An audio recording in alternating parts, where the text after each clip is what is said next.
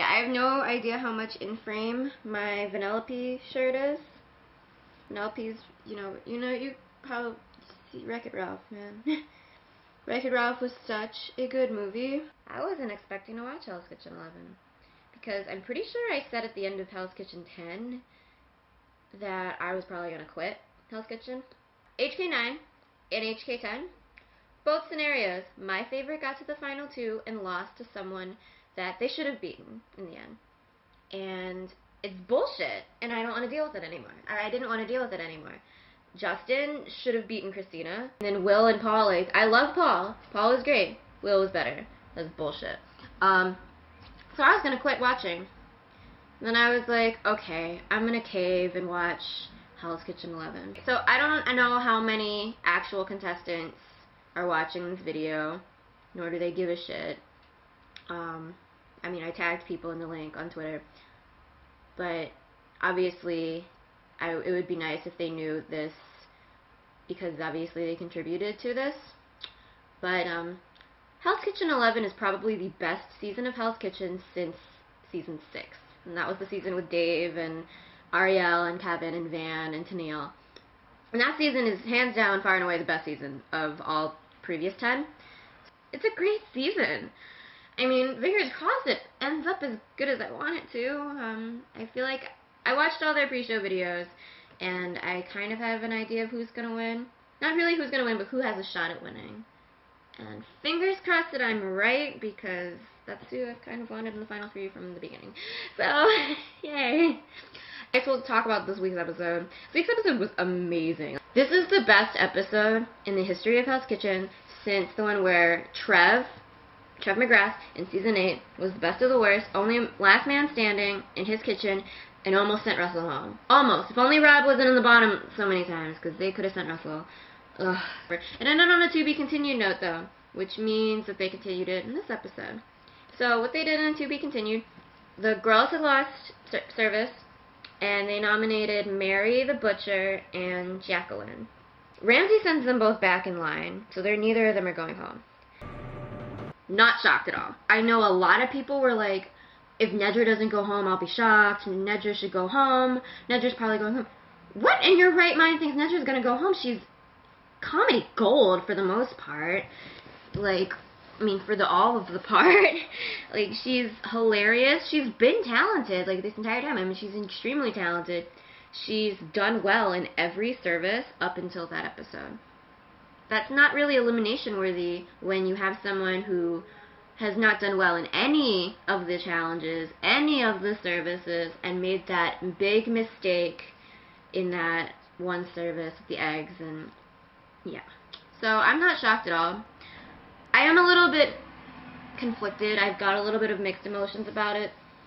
Basically, with Jeremy, I've never been a fan, and I wanted to see him go home for a while. I was happy he didn't go home because of him collapsing or anything like that. I never wish a medevac on anyone. That's really dickish, honestly. And when people wish that people get like medically evacuated, that's not fair, and that's just rude and awful. Like, I would never, like, I want people to get fairly eliminated, which Jeremy did. So I wasn't sad to see Jeremy go in the case that it's Jeremy. What I'm sad about is the blue team not only is losing members, but it's losing goats. Especially with the ending of this episode, where you've got two of probably the biggest goats in, like, getting nominated and taking off their jackets. And that's a big deal. Basically what I mean by goat is, like, someone who is there pretty much to push my favorites closer to the win. So, with Jeremy gone, we have Dan and Ray, and that's pretty much it, because the rest of the 5 boys, Anthony, Barrett, Zach, John, and, the fuck is his name? Michael. I just followed him on Twitter, too. What the hell? How do I forget who he is? I'm a douchebag. All of them are really pretty solid, for the most part. I mean, John's been kind of inconsistent lately, but usually he's on point. So, it's like, it's worrying if you're thinking, oh, what if there's a 4-person elimination this episode? That means Dan and Ray are gone. There's no goats. I mean, granted, I'd much rather see Jeremy go home and all the goats on the blue team go home and send the bitches on the red team home too. I want the blue team for the most part to make it to the final 6. Like, there was 2 fights, one between Dan and Ray, which had Ray calling Dan a little bitch the entire time. Sulking on the line, you little bitch. Is he calling me a little bitch? Stop. Can I cook? I want to cook too. Please let me cook. Okay, I don't sound like a child. Stop that. You sound like a little bitch. Every time you ask me for help, you just start reaching across me. That's because you're supposed to be there for support, I was dude. supporting him. If he starts to sink, you hop in. I tried to hop in. Yeah, but I didn't ask you to. You're interfering with me, bitch. Don't call me a bitch. You're a bitch. Do something about it. Go ahead. Go ahead. Go ahead. Right. Which was really funny, but we'll get to Ray in a bit. And then there was the one between Nedra and Zach, I guess. It was kind of more so Nedra, Zach, a little bit of Mary. You know what? Shut your mouth. Mary, they threw you under the bus faster than anything. Seriously. Don't even talk to me anymore. I'm serious. Okay. Oh, you gonna talk about Mary.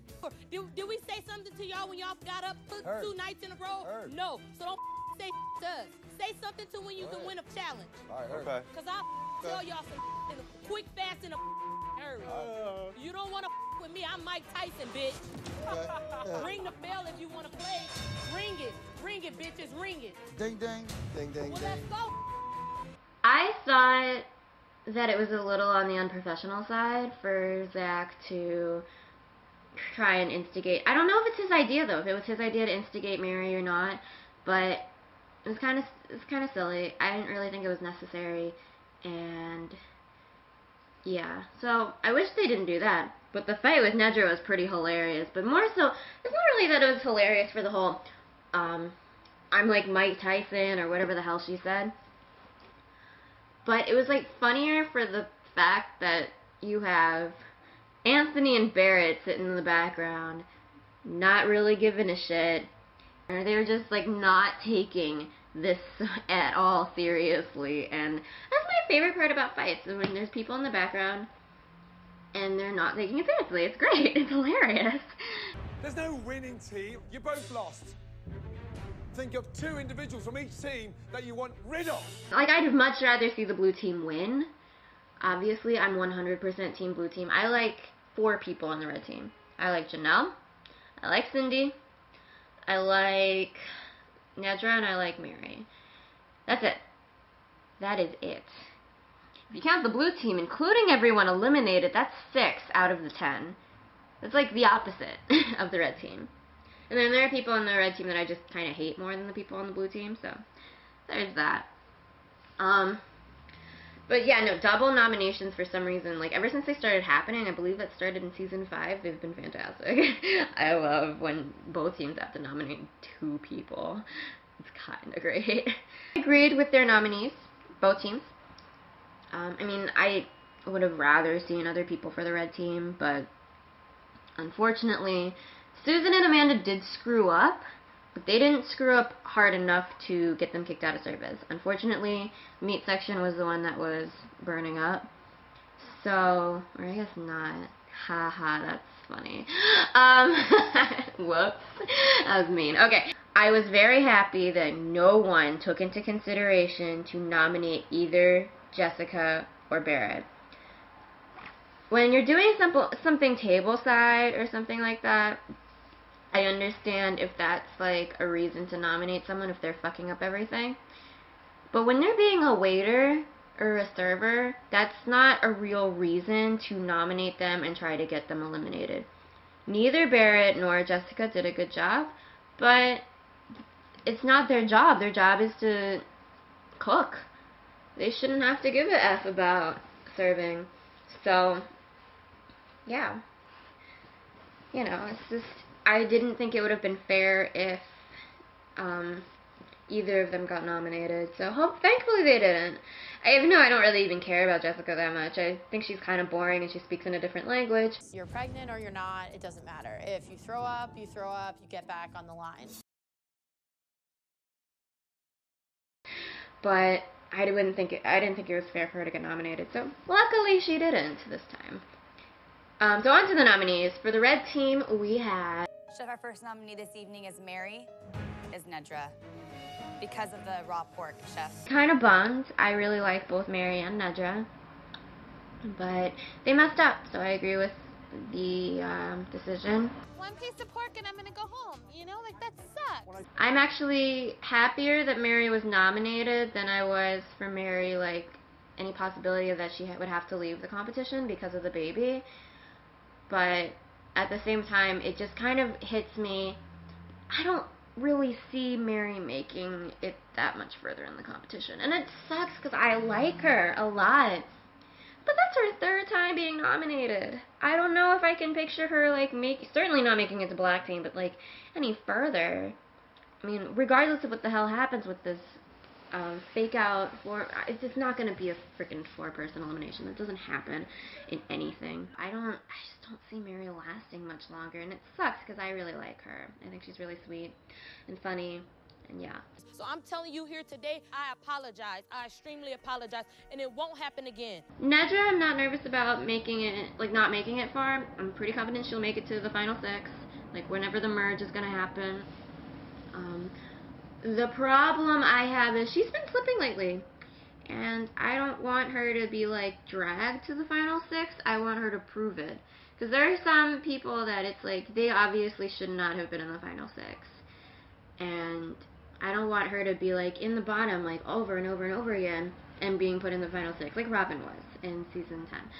So I'm worried, but she's still funny. She's still great. I'm still counting how many times she says the word bitch in one episode. Which, speaking of which, everyone said the word bitch in this episode, it feels. And I swear, if anyone took a shot for every time anyone, not just Nedra, but anyone said the word bitch in this particular episode, they'd be wasted.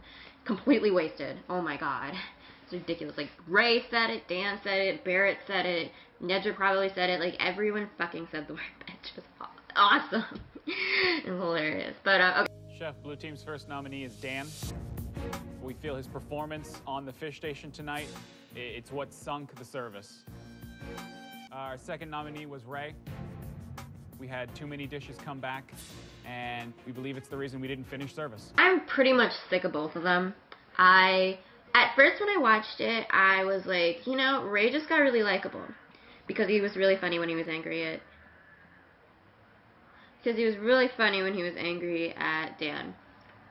But then I'm thinking about it, and he's a little on the too angry side, and it's funny because it's Dan, but what if he was yelling at Anthony? What if he was yelling at Barrett? What if he was yelling at anyone else? Like John or even Michael? I don't even know. Still barely know who Michael is. I just think that Ray would have come off like, he's a douche. That's coming off as a douchebag if he's yelling at anyone else. Why is it not him coming off as a douchebag when he's yelling at Dan? I don't know. That being said, I don't like Dan either. And that's the difference, because I've liked Ray's personality more than I've liked Dan's since day one. And it's like, Ray's not good at this competition. Ray's not good at Hell's Kitchen, but I think his personality may be a stoke better. Dan's not good at either. Doesn't have a good personality. He's not good at Hell's Kitchen. It's like, whatever. And then Dan's, on top of that, he's unprofessional, giving the finger to Zach or whatever the hell. Ray made a comment that kind of probably offended America, if not every woman in the entire world. Put a red jacket on, grab your tampons, and go on the red team, please. I'm personally not as offended as probably everyone else would be by his comment, but because I didn't really pay attention to it when it was first said, but now I'm thinking about it, and honestly, it was pretty unprofessional. It was really inappropriate, and it probably shouldn't have been said. Heat of the moment, whatever. Sexist. Yeah, it was kind of sexist. I didn't really care, but it was inappropriate, and it probably shouldn't have been said. Hey, dumber and dumber. Yes, Chef. I don't know. Just Ray's a mess. Dan's a mess, and I don't know. There was another comment that everyone's really pissy about that's not said by Ray. I don't think that comment's nearly as offensive as what the hell Ray said, but at the same time, I'm also not like, Ray's like the worst person ever because he told Dan to grab his tampon. Who should go home out of them? Personally, Ray should definitely go home. Ray hasn't done well in any service. I just rewatched the first service recently, and him dipping his finger in the risotto, that's really bad. Like, no one did anything that bad in my opinion. And Ray stayed there for a really long time. I think it's Ray's time. Ray hasn't done well in a service. Like, even the ones that the boys have won, Ray hasn't done well. So